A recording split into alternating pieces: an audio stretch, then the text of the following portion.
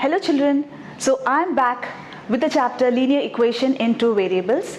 Last class I discussed 6 questions of your exercise 4.3 and today I'll be starting the class with the remaining questions of the same exercise. Now children, this is your question number 2 of exercise 4.3. Give the equations of two lines passing through 2, 14. How many more such lines are there and why? Hindi में बिंदु 2, 14 से होकर जाने वाले दो रेखाओं के समीकरण लिखिए. इस प्रकार की और कितनी रेखाएं हो सकती हैं और क्यों? Okay students, now look at this question. Give the equation of two lines passing through 2, 14. Now you have to find, आपको क्या पता करना है? दो रेखाएं हैं जो एक दूसरे को काट रहे हैं एक बिंदु पर. आपको इन दोनों रेखाओं का समीकरण ज्ञात करना है. Now here, suppose these are the two lines and they are intersecting at this point, that is 2, 14. ये आपका दो लाइन है. You have to find the equation of both the lines. Fine, this is the question. Now, if we see, आप देख सकते हैं इस line पर ये बिंदु लाई कर रहा है और इस लाइन पर भी ये बिंदु लाई कर रहा है, right? Which means 2, 14 is the solution of this line also and 2, 14 is the solution of this line also. है ना? And what is the meaning of solution? अगर आपके पास एक इक्वेशन है और अगर इस बिंदु को, इस कोऑर्डिनेट्स को आप उस इक्वेशन में आप सब्स्टिट्यूट करते हैं तो आपको क्या आना चाहिए? You should get LHS is equal to RHS. Right? Now keeping this thing in mind, यानी LHS is equal to RHS, we will form the equations. ठीक है? Now first I am going to form an equation of my choice. I am going to write x plus y is equal to, x plus y is my choice.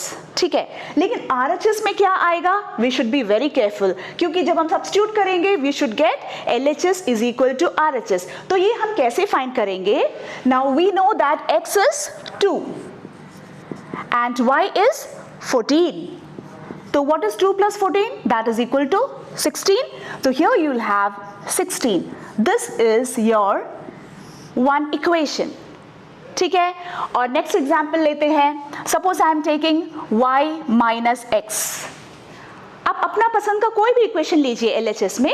y minus x is equal to, find करेंगे हम, what is your y? That is 14 and what is your x? That is 2. That is equal to 14 minus 2, that is equal to 12. यहाँ पे आ जाएगा आपका 12. So this is another equation. ठीक है, और हम कुछ गेस कर लेते हैं. For example you have 2x plus y. ठीक है, now how will we get this side RHS? 2x यानी कि 2 इंटू एक्स का value 2 plus 14. So what will you get? 2 2s are 4, 4 plus 14 that is equal to 18. तो यहाँ पे आएगा आपका 18. लीजिए, आपका और एक इक्वेशन तैयार हो गया है ना? और एक गेस कर लेते हैं हम. Suppose if it is y minus 2x, y minus 2x is equal to, what is your y? It's 14 minus 2x. 2 into 2, what will you get? 14 minus 4, that is equal to 10. यानी यहाँ पे आएगा आपका 10.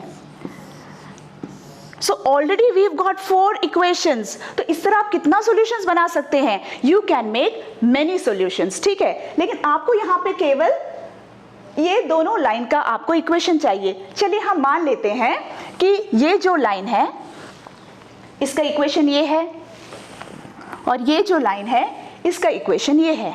ठीक है. Now what is the second part of the question here? How many more such lines are there? इस तरह के और कितना लाइन हो सकता है यहाँ पर? तो अगर ये दोनों इक्वेशन, अगर ये दोनों लाइन है तो हम मान लेते हैं इस इक्वेशन का लाइन जो है यूं जा रहा है. ठीक है, और इस इक्वेशन का लाइन जो है यूं जा रहा है. ठीक है, तो हम इस तरह और कितना लाइन बना सकते हैं? बहुत सारे आप बना सकते हैं यहाँ पर. एक, क्योंकि एक पॉइंट से बहुत सारे लाइंस पास हो सकते हैं ना. So how many lines can you draw? Infinite lines can be drawn. And why? क्यों? बिकॉज आप छोटे क्लासेस से पढ़ते आ रहे हैं through a single given point infinitely many lines can pass through. This is the reason, and that is the reason ki this point is called point of concurrence and these lines are called concurrent lines. ठीक है बच्चों, तो this way you can find the equations. ठीक है, so now we can move to the next question. So children, now we move to question number 6 of exercise 4.3. If the work done by a body on application of a constant force is directly proportional to the distance traveled by the body, express this in the form of an equation in two variables and draw the graph of the same by taking the constant force as 5 units. Also, read from the graph the work done when the distance traveled by the body is 2 units and 0 unit. ठीक है, हिंदी में भी देख लीजिए. एक अचर बल लगाने पर एक पिंड द्वारा किया गया कार्य पिंड द्वारा तय की गई दूरी के अनुक्रमानुपाती होता है. इस कथन को दो चरों वाले एक समीकरण के रूप में व्यक्त कीजिए और अचर बल 5 मात्रक लेकर इसका आलेख खींचिए. यदि पिंड द्वारा तय की गई दूरी 2 मात्रक और 0 मात्रक हो तो आलेख से किया हुआ कार्य ज्ञात कीजिए. तो देखिए बच्चों, यहां पर मैंने हाफ ऑफ द क्वेश्चन लिखा है. Work done by a body on applying a constant force is directly proportional to a distance travel by the body. देखो ये जो मैंने अंडरलाइन करके रखा हुआ है, work done, constant force, distance travel, ये टर्म्स हमें चाहिए हमें इक्वेशन फॉर्म करने के लिए. ठीक है, तो मैं स्लाइटली सिर्फ आप उस टर्म्स के बारे में मैं बताऊंगी. I am not going to tell you the whole story behind these things because you have already learned work done, force and distance travel in your science. ठीक है, now let me give you an example. Suppose that this is a body. Here the body जो पिंड है मैं ले रही हूं एक टेबल. ठीक है, this is a body. हाँ, now I am going to give a force to this table. I am going to give a force here. यानी कि मैं यहाँ पर बल प्रयोग करने जा रही हूँ. तो क्या होगा, अगर मैं यहाँ पर फोर्स यानी कि बल देती हूँ तब क्या होगा, ये जो टेबल है पुश होकर यहां तक आ जाएगा, है ना. यहां से पुश होकर ये टेबल आ जाएगा यहां पर, राइट. तो यानी जब यहां से यहां आ रहा है कुछ कार्य हो रहा है, यहां पे कुछ कार्य यानी कि some work is going on over here. And when this table is being pushed from here to here, a distance is also being covered. A distance is also being covered. यानी कुछ दूरी तो हो रही है यहाँ पर. तो हमारा टर्म्स जो जरूरत है हमें वो टर्म्स यहाँ पे कवर हो गया है. We are giving a force here, the body is moving from here to here, a work is being done and the distance is being covered. Okay, I hope this part is clear now. अब यहाँ पर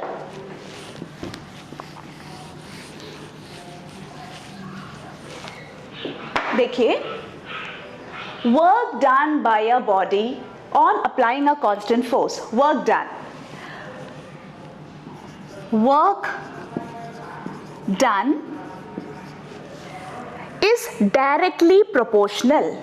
Is directly proportional to distance traveled. Distance traveled. ठीक है, अब हमें तो form करना है इक्वेशन, हमें चाहिए वेरिएबल्स, यानी हमें अज्यूम करना होगा.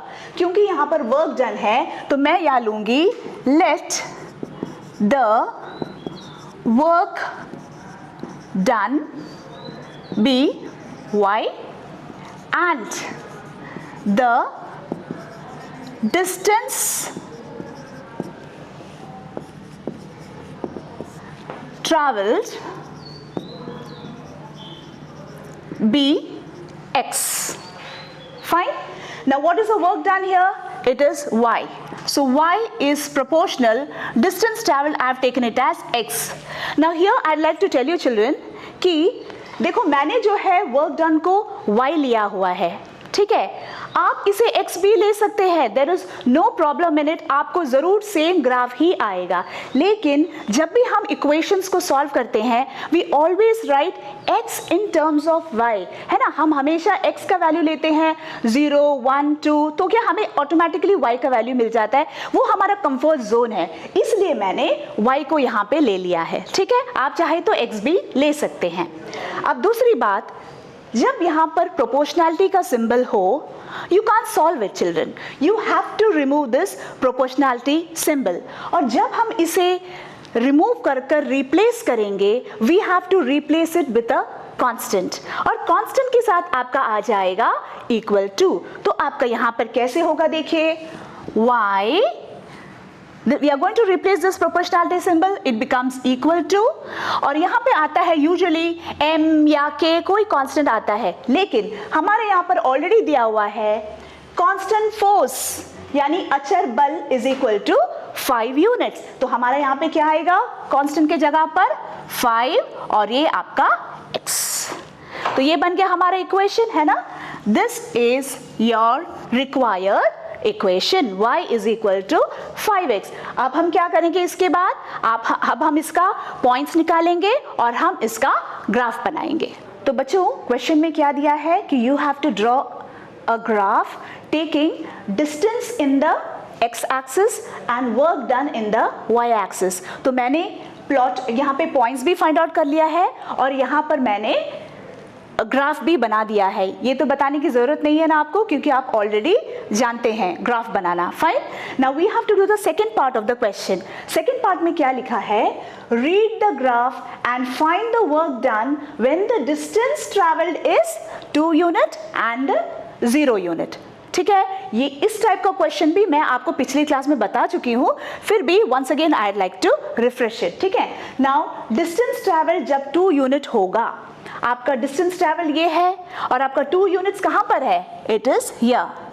When the distance traveled is 2 unit, what will be the work done? तो हमें क्या बनाना है, we have to draw parallel lines. So when we draw parallel lines with a scale, what will we get here? We'll get here and then from here you have to go to your y axis. तो कहां पे मिल रहा है, this, यानी when the distance is 2 units, your work done will be 10 units, यानी कि ये distance है तो आपका वर्क डन कितना होगा, वर्क डन इज 10 यूनिट्स। ठीक है, सेकंड क्या है, अगर आपका डिस्टेंस ट्रैवल 0 यूनिट है तब आपका वर्क डन कितना होगा। हमने जो यहाँ पर टेबल का जो एग्जाम्पल लिया था, अगर वो टेबल वहां से हम फोर्स नहीं दे रहे हैं और वो वहां से हिलकर आगे ही नहीं जा रहा है, तो ना तो डिस्टेंस कवर हुआ और ना ही कुछ कार्य हुआ, है ना। तो यानी कि when the distance is 0 the work done will also be 0। यहाँ पर भी देखिए, अगर आपका डिस्टेंस 0 है automatically your work done will also be 0। तो यहाँ पर आपका वर्क डन कितना होगा, it will be 0 units. So this question is clear to you children? I hope you can do it by yourself.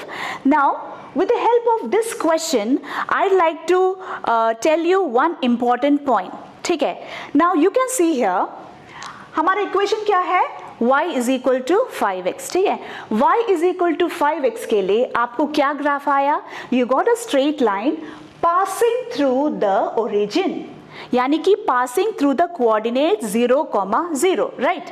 अगर ये equation y is equal to 5x ना होकर y is equal to 2x या y is equal to 9x या minus कुछ भी अगर होता, इन एनी फॉर्म आपको स्ट्रेट लाइन मिलता जो कि आपका, सॉरी बच्चों, ये मूल बिंदु से होते हुए जाना है, आपका हमेशा मूल बिंदु से होकर ही जाएगा।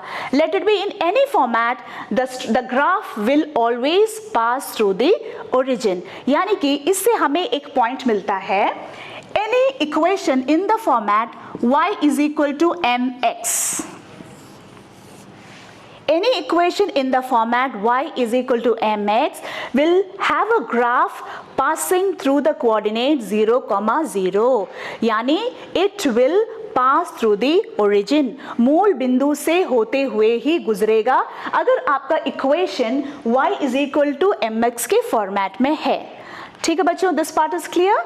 चलिए अब हम नेक्स्ट क्वेश्चन की ओर चलते हैं। Now children, this is going to be the last question of your exercise 4.3।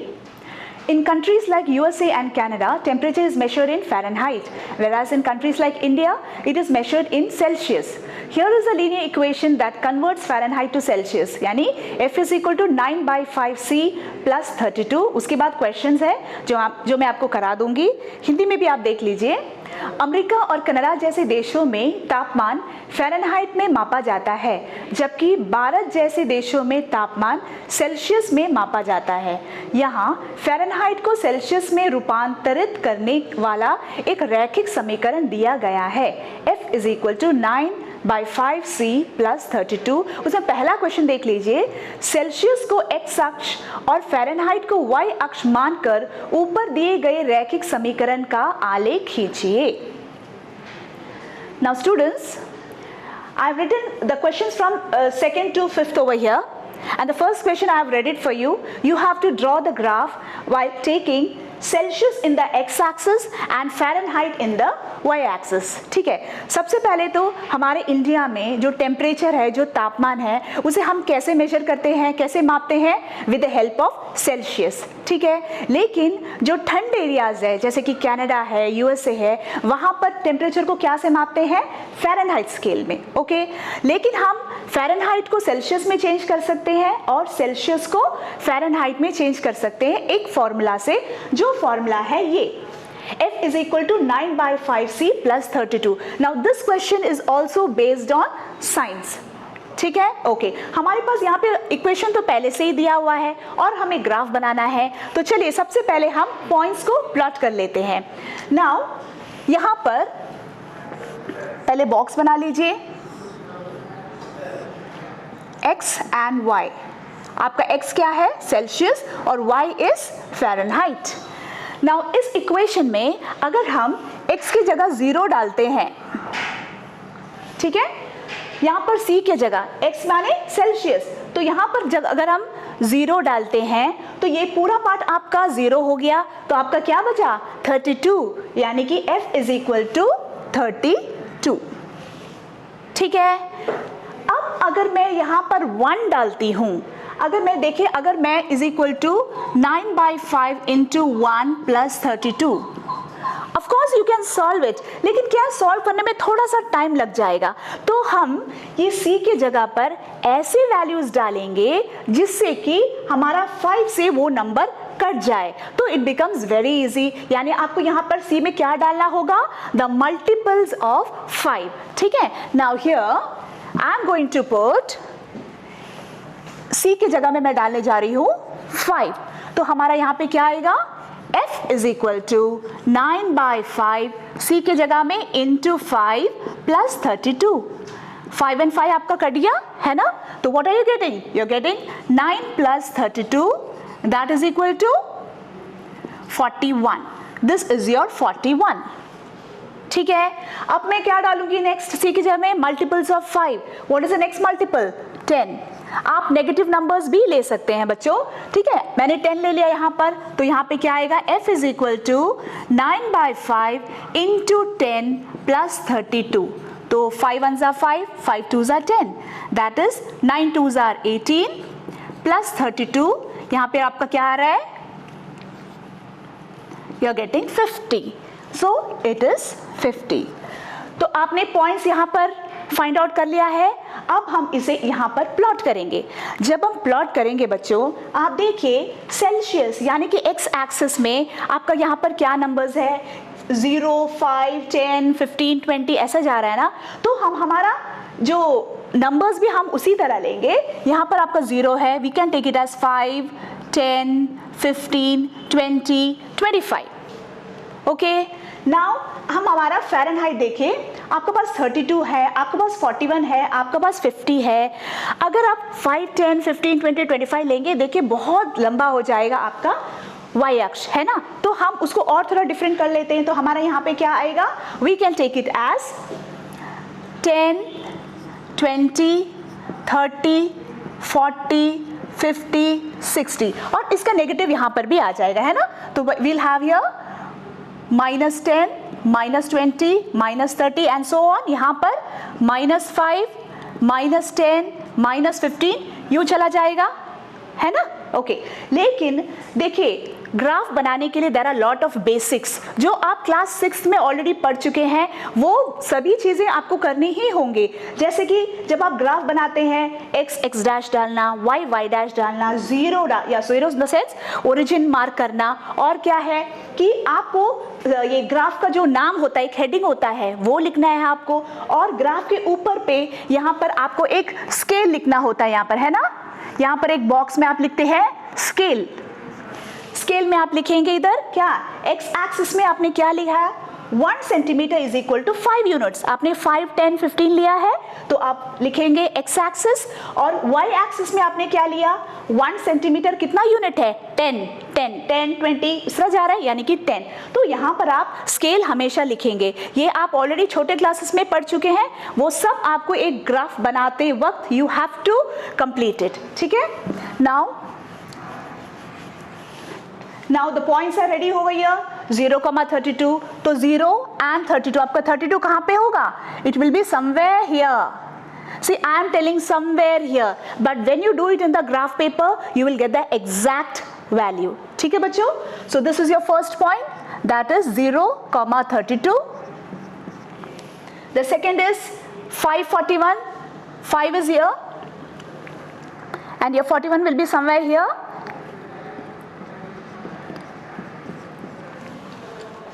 And the third point is 10,50. Your x is 10 and your 50 is somewhere here.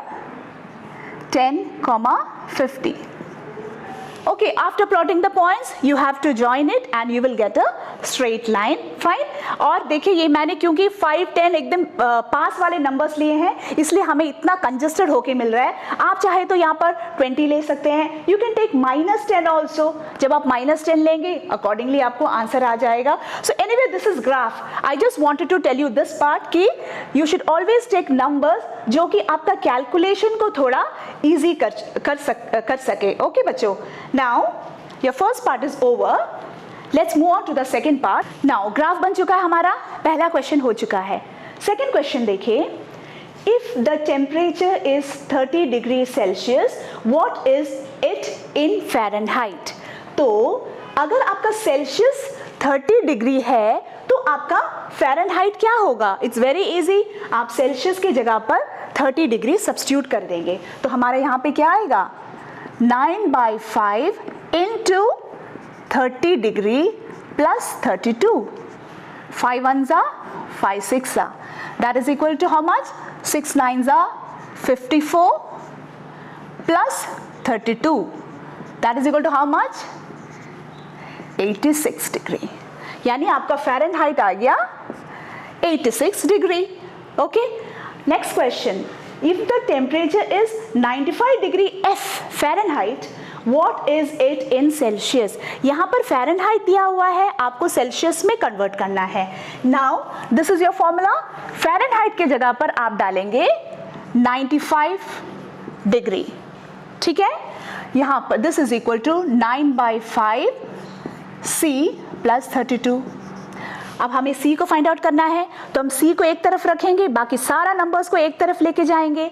So what will you have, 95 when this comes here it becomes -32, that is 9/5 into C, है ना। So what are you getting here, 5 - 2 is 3, 63, ठीक है। Now we have to bring this rational number this side, and you know that when you bring a rational number to the other side, it will become reciprocal. तो यहाँ पे क्या आएगा आपका, into it will become 5/9, that is equal to C, 9 ones are 9, 9 sevens are 63, यानी कि आपको C क्या आया आपका, 7 5s are 35 degree. This is your second answer. Fine. तो जैसे मैंने सेकेंड और थर्ड आपको बताया, सेम उसी तरह का क्वेश्चन है आपका question number 4। If the temperature is 0 degree Celsius, then what is it in Fahrenheit, यानी सेल्सियस की जगह पर आपको 0 डालना है, तब आपको फ़ारेनहाइट में आ जाएगा। And if the temperature is 0 degree F, then what is it in Celsius, यानी फ़ारेनहाइट की जगह पे आप डालेंगे जैसे हमने इसमें किया था, और आपको सेल्सियस में आपको आंसर आ जाएगा। ठीक है, अभी अगला क्वेश्चन देखिए, is there a temperature which is numerically the same in both F and C, यानी क्या ऐसा कोई टेम्परेचर है जो दोनों फ़ारेनहाइट और सेल्सियस दोनों के लिए सेम वैल्यू होगा? चलिए हम देखते हैं। सबसे पहले हम अज्यूम कर लेते हैं कि Fahrenheit is equal to Celsius, so let's assume that F is equal to C। ठीक है, तो हमारा क्या आएगा, देखिए F is equal to 9/5 into, हम C की जगह पे डालेंगे F, ओके, देन प्लस 32। अब सारा F को हम एक तरफ लेके जाएंगे, what will you get, F minus 9F/5 is equal to 32। What will you get, 5F minus 9F/5 is equal to 32, implies 5F minus 9F is minus 4F is equal to, when 5 is multiplied with 32, how much will you get?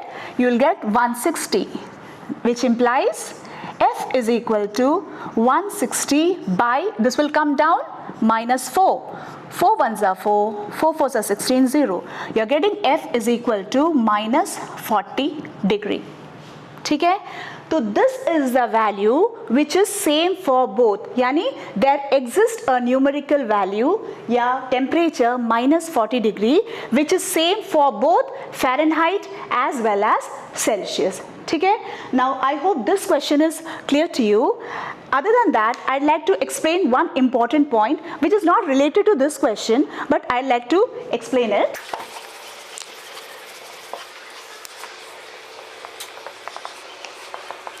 Now children,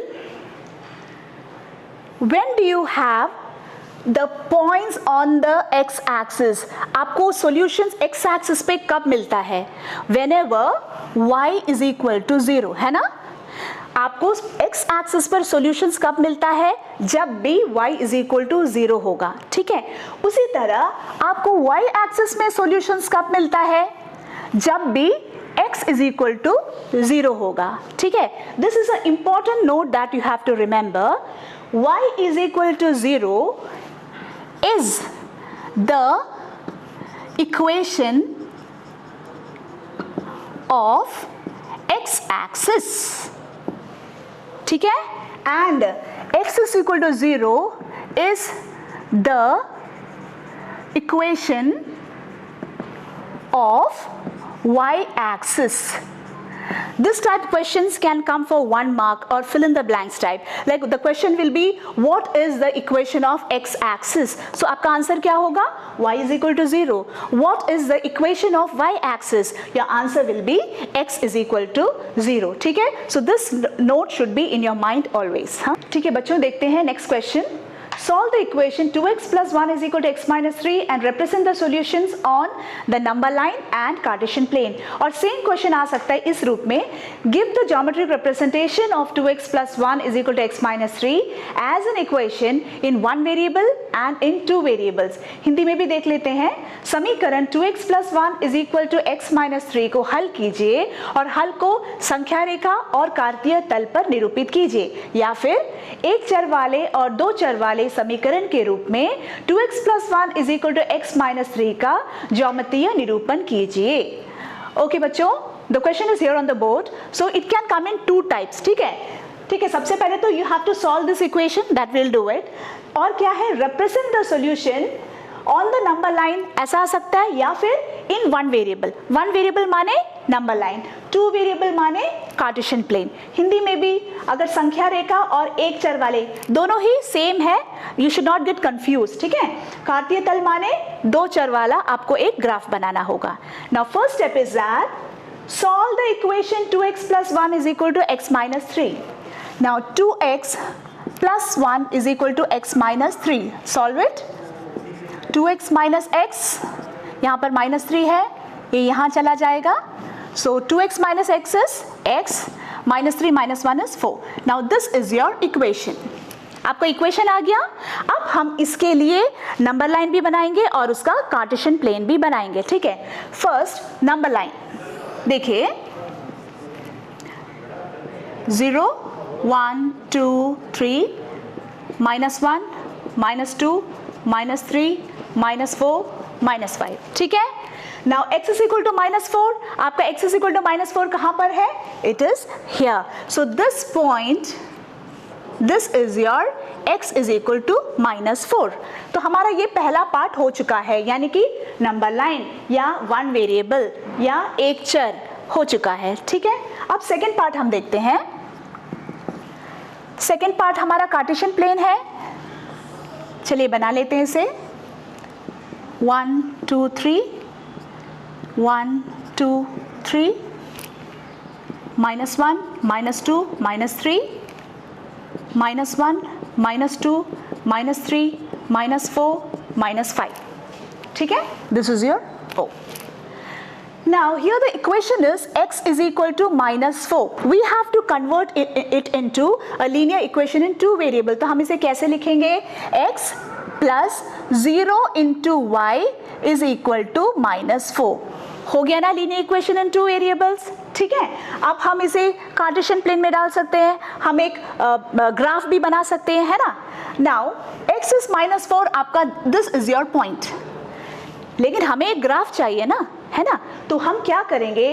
graph माने you need a straight line for linear equation. So what we have to do, अब ये जो value है आपका, आप y की जगह पर 1 डालो, 2 डालो, 3 डालो, does it matter? Because here it is 0. 0 into y is 0. अगर आप कोई भी वैल्यू y का डाले, it will not make a change, क्योंकि x is -4. So we will take the points -4 x के जगह पर, y की जगह पर 0. First point. सेकेंड पॉइंट हम लेंगे -4 and y is equal to 1. और एक पॉइंट ले लेंगे -4, 2. ओके. अब हम ये पॉइंट्स को यहां पर प्लॉट करेंगे तो आपका क्या आएगा? दिस इज योर -4, 0, है ना. This is the first point -4, 0. Where is your second point? -4 and y is 1. The point is here, -4, 1. Okay. Next point, -4, 2. It is here.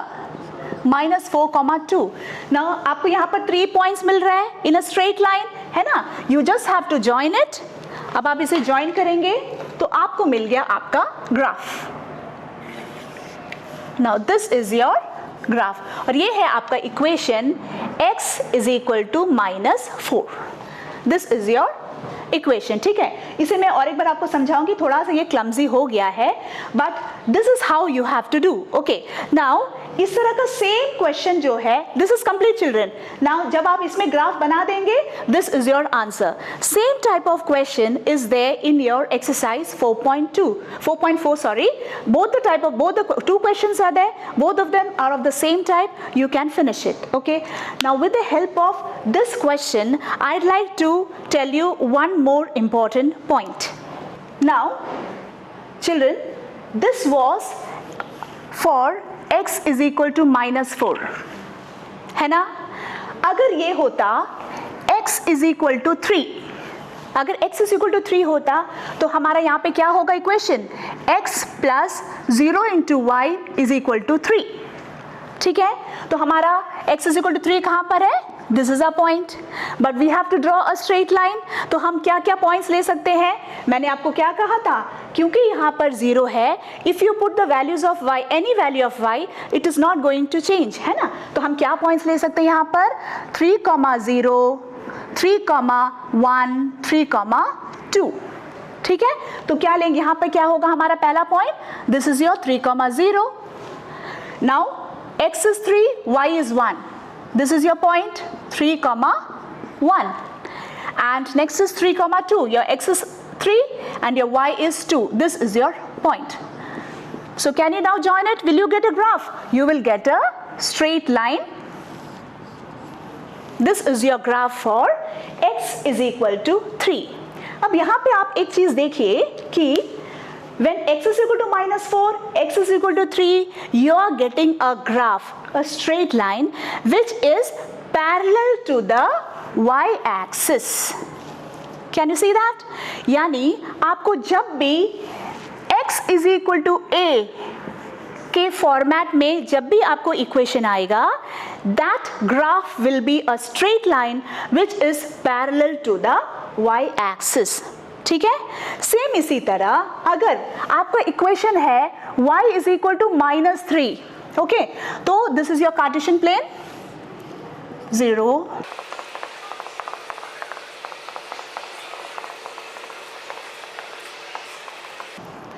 Okay. Now y is equal to -3, इसे हम कैसे लिख सकते हैं? 0 into x plus y is equal to -3, है ना? यानी कि 0 के x की जगह पर आप कोई भी वैल्यूज डाल सकते हैं क्योंकि it is not going to change. आपका y विल बी फिक्स्ड -3. तो हमारा यहाँ पे पॉइंट्स क्या क्या आ सकता है? 0, -3, 1, -3 एंड 2, -3. तो हमारे यहाँ पे देखिए, वेयर इज योर -3? 0, -3 आपका कहाँ पे होगा? Is this your point? This is your 0, -3. Next, 1, -3. X is 1 and your y is minus. This is your point, है ना? Next is 2, -3. This is your 2 and this is your 3. Again you are getting this. तो देखिए हमारा graph कैसे आ रहा है? You will join these 3 points and extend it. So are we getting a line? This is your y is equal to -3. This is your equation. और अगर आपका y is equal to 2 होगा तो आपको कहाँ पे होगा? आपको ऑटोमेटिकली यहाँ पे एक स्ट्रेट लाइन आएगा, है कि नहीं? तो इससे आपको क्या पता चलता है कि y is equal to a के फॉर्मेट में अगर आपको कोई भी इक्वेशन आता है तो its graph will be a straight line which is parallel to the x axis. Okay children, तो इन सभी क्वेश्चन की मदद से मैंने आपको 3 इंपॉर्टेंट पॉइंट्स बताया है. ठीक है, वो क्या क्या हैं?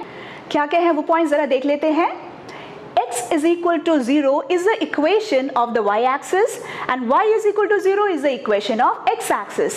The graph of x is equal to a is a straight line parallel to the y-axis and the graph of y is equal to a is a straight line parallel to the x-axis. And an equation of the type y is equal to mx represent a line passing through the origin. Hindi में x is equal to 0 y अक्ष का समीकरण है और y is equal to 0 x अक्ष का समीकरण है. x is equal to a का आलेख y अक्ष के समांतर एक सरल रेखा होता है और y is equal to a का आलेख x अक्ष के समांतर एक सरल रेखा होता है. और लास्ट वाला क्या है? y is equal to mx के प्रकार का समीकरण मूल बिंदु से होकर जाने वाली एक रेखा को निरूपित करता है. So children, today I have completed the chapter linear equation in 2 variables. I have done all the type of questions that covers under your exercises, all the 4 exercises, and now it is your turn to do all your work. So I'll meet you in the next class with a new chapter.